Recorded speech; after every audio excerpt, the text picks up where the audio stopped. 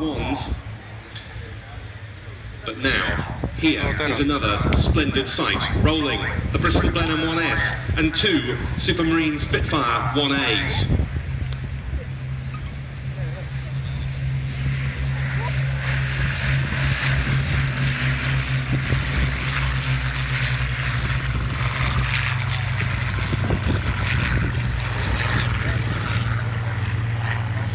Who, it must be said, if you are able to see him when he gets out of the aircraft, is dressed in very appropriate garb for an interwar RAF fighter pilot.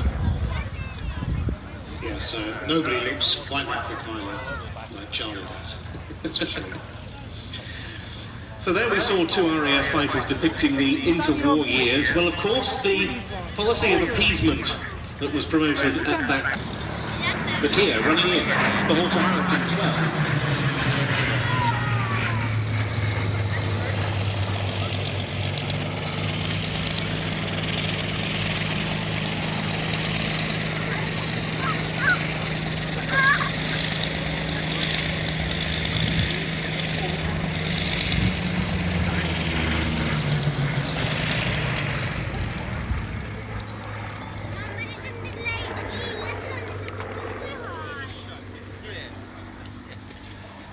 As we watch the Hurricane going through its paces in front of us, it's worth recalling those famous words of Prime Minister Neville Chamberlain on the 3rd of September 1939.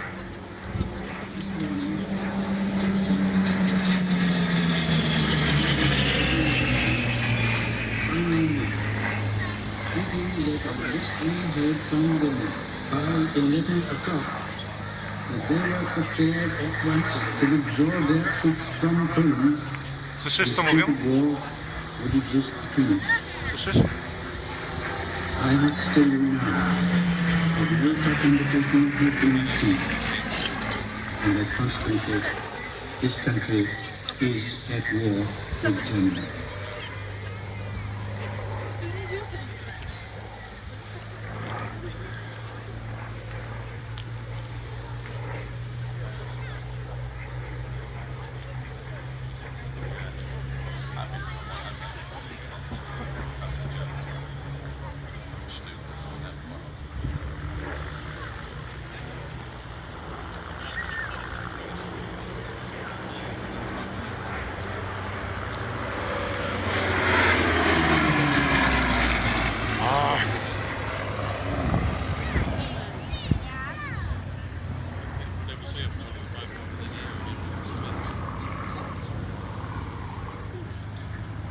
The Fury had been the first RAF fighter capable of exceeding 200 miles an hour. The Hurricane set the next benchmark.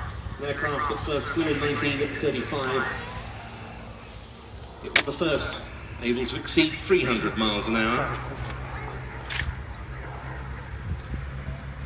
And it was the famous number 111 Squadron Treble 1 that received the first RAF Hurricanes in service at Northolt just before Christmas 1937.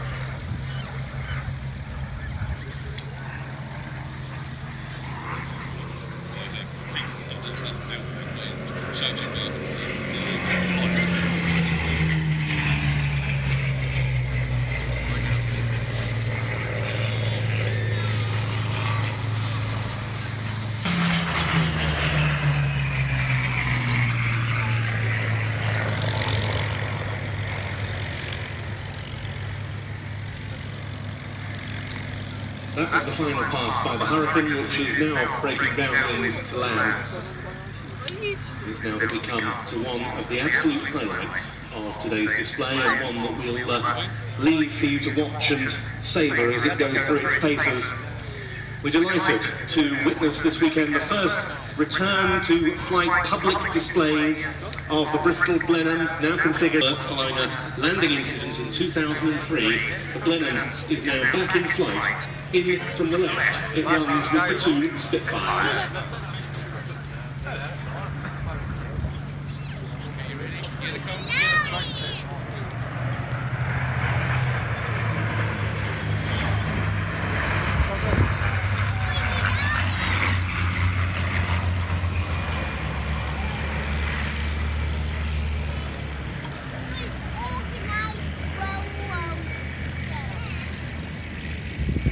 Ruski jak będzie startował?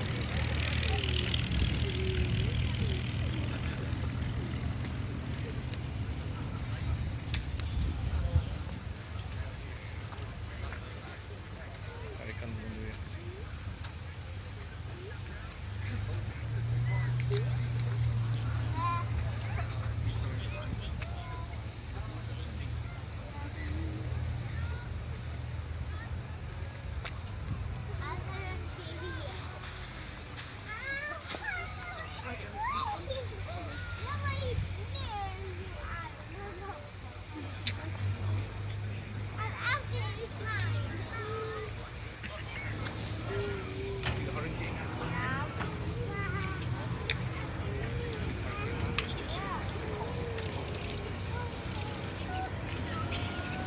RFE. Weź ten, zobacz. Numer boczny tego Amerykana. RFE czy RFE? Weź ja widzę.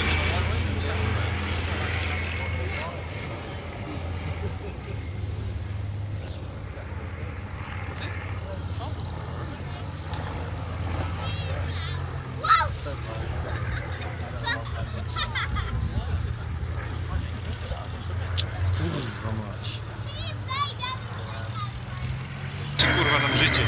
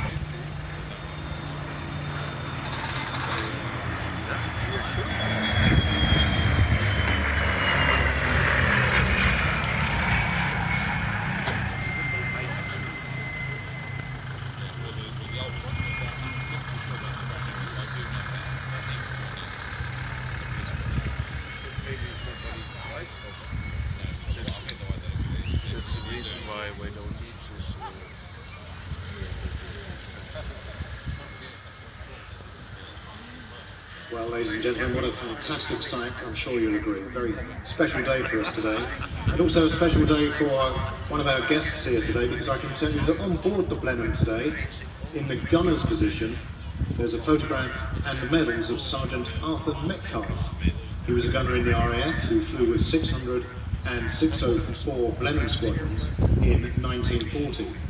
He went on to serve on Pathfinder units until the end of the war as a gunner, and his widow, Penny Metcalfe, is here today and saw the Blenheim fly for the very first time. So a very special day for Penny.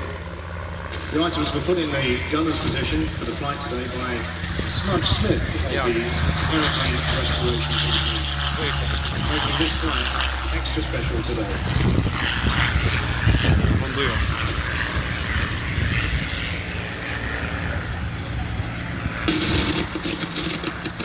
Well, there we have a Chipmunk outbound to Old Warden and the Yak 3 off to the A, hold. jak 3.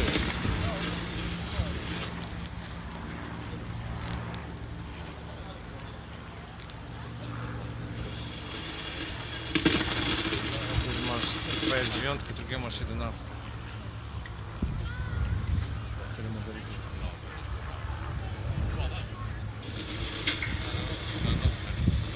The Blenheim, an aircraft in many ways typical of the RAF struggle in the early days of the Second World War.